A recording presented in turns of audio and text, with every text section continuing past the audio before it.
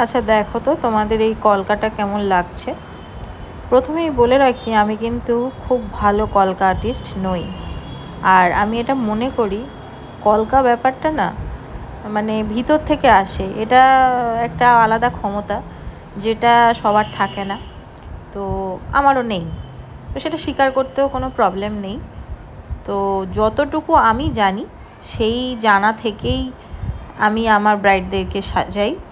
আর আমি সিম্পলের মধ্যেই একটুখানি কলকা করতে পারি, এবং সেটাই আজকের মনে হলো, অনেক দিন পরে একটু সময় পেয়েছিলাম, তো তাই তোমাদের সঙ্গে ভাবলাম একটুখানি নিজেও প্র্যাকটিস করছিলাম, তাই ভাবলাম একটুখানি ভিডিও করে নিই যেটা তোমাদের সঙ্গে শেয়ার করতে পারবো। প্রথমেই বলে রাখি এই কলকা যখনই আমরা করি না, একটা জিনিস সবসময় আমাদের মনে একটা চিন্তা থাকে যে কলকাটা প্র্যাকটিস করতে হবে, কলকা তবেই ভালো হবে। এটা কিন্তু মোটামুটি সবাই আমরা জানি, কিন্তু প্র্যাকটিসটা করব কিসের উপরে? সবসময় কোনো মানুষকে পাওয়াটা চাপের।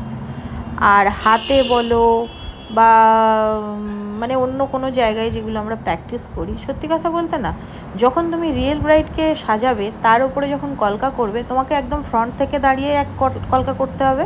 আবার কিছু কিছু আর্টিস্ট দেখেছি ব্যাক সাইড থেকেও করে, যেটাতে যার সুবিধা হয়। তো তখন না ওই দুটো সাইড সিমিলার করাটার জন্য হাতে বলো বা অন্য কোনো জায়গায় যদি তুমি প্র্যাকটিস করো, সেই প্র্যাকটিসটা আমার মনে হয় প্রপার হয় না।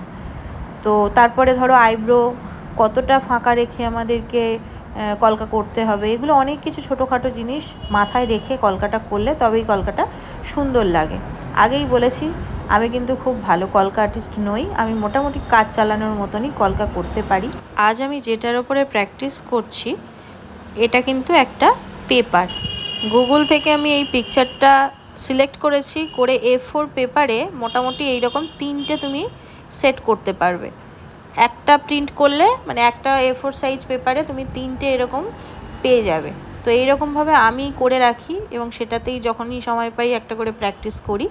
তো তোমরাও কিন্তু এইভাবে প্র্যাকটিস করতে পারো। এইভাবে যেহেতু আইব্রো ড্র করা রয়েছে, তোমাদের সুবিধা হবে যে লেন্থটা কতটা রাখবে বা কতটা ফাঁকা রেখে আইব্রোটা করবে, সেটাতে সুবিধা হবে। মানে আমার তো অন্তত হয়, তো সেটাই তোমাদের সঙ্গে আজকে শেয়ার করলাম। তো দেখো আস্তে আস্তে কলকাটা তোমাদের সঙ্গে গল্প করতে করতেই আমি কলকার মেন মোটিভ আমি যেটা বুঝেছি কি জানো তো, তোমাকে ভরাট করতে হবে। যেখানে যেখানে তুমি প্লেস পাবে সেখানে সেখানে তোমাকে একটা করে কিছু মোটিভ দিয়ে তোমাকে সেটাকে ভরাট করতে হবে। যখনই তুমি ভরাট করবে তখনই একটু একটু করে কলকাটা রূপ পাবে, ভালো লাগবে। আর এখানে ক্যামেরাটা যেহেতু এইরকম ভিডিও এই ফার্স্ট টাইম, তো সেই জন্য ক্যামেরার সেট আপটা আমি বুঝতে একটু মানে অসুবিধা হয়েছে। তো সেই জন্য এই সাইডেরটা দেখা যাচ্ছে না, বারবার আমি সরিয়ে নিচ্ছিলাম। দেখো তো একটু কষ্ট করেই দেখো। আর তোমরা এই রকম ভিডিও কি দেখতে চাও, মানে এই রকম টিউটোরিয়াল ভিডিও যদি তোমরা চাও তাহলে কমেন্ট সেকশানে অবশ্যই জানিও, তাহলে আমি এই ধরনের ছোট ছোট কলকা ভিডিও তোমাদের সঙ্গে শেয়ার করব যতটুকু আমি জানি।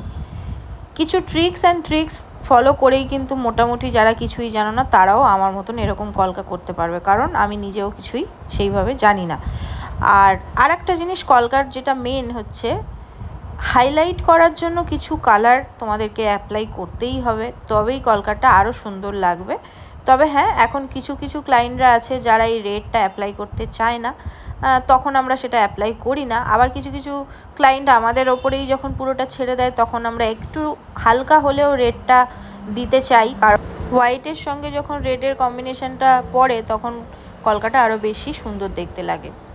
তবে হ্যাঁ, কলকা যখন রেড কালারটা ডিপোজিট করতে হয় তখন এটা মাথায় রাখতে হয়, রেড কালারটা কোনোভাবেই যেন বেশি পরিমাণ না হয়, তাহলে কিন্তু কলকাটা দেখতে ভালো লাগবে না।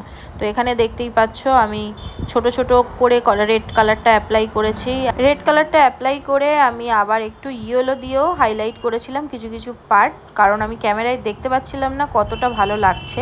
তো তারপরে এখন আমি এডিট করতে করতে দেখলাম যে না, ইয়েলোটা দিয়ে ভালোই লাগছে, অসুবিধা নেই। তো যারা ইয়েলো দিতে চাও ইয়েলো দিতে পারো, আবার নাও দিতে পারো। তো তোমাদের সঙ্গে গল্প করতে করতে পুরো কলকাটাই আমার হয়ে গেল। তো দেখো তো কেমন লাগছে, কমেন্ট সেকশানে জানাতে কিন্তু ভুলবে না কেমন লাগছে। আর তোমরা যদি এই রকম ভিডিও দেখতে চাও সেটাও কিন্তু জানাবে, কি ধরনের ভিডিও দেখতে চাও, শর্টের মধ্যে দেখতে চাও না এরকম লং ভিডিও দেখতে চাও, যেটা চাও সেটাই বলবে, সেটাই আমি তোমাদের জন্য বানিয়ে দেওয়ার চেষ্টা করব। তো আজকের ভিডিও এখানেই এন্ড করছি। যদি তোমরা এটা ফেসবুকে দেখে থাকো তাহলে অবশ্যই আমাদের পেজকে ফলো করে নিও, আর যদি ইউটিউবে দেখে থাকো তাহলে অবশ্যই চ্যানেলকে সাবস্ক্রাইব করে নিও। নেক্সট ভিডিও নিয়ে আবার তোমাদের সামনে খুব তাড়াতাড়ি চলে আসবো। ততক্ষণ সবাই খুব ভালো থেকো, সুস্থ থেকো, টাটা।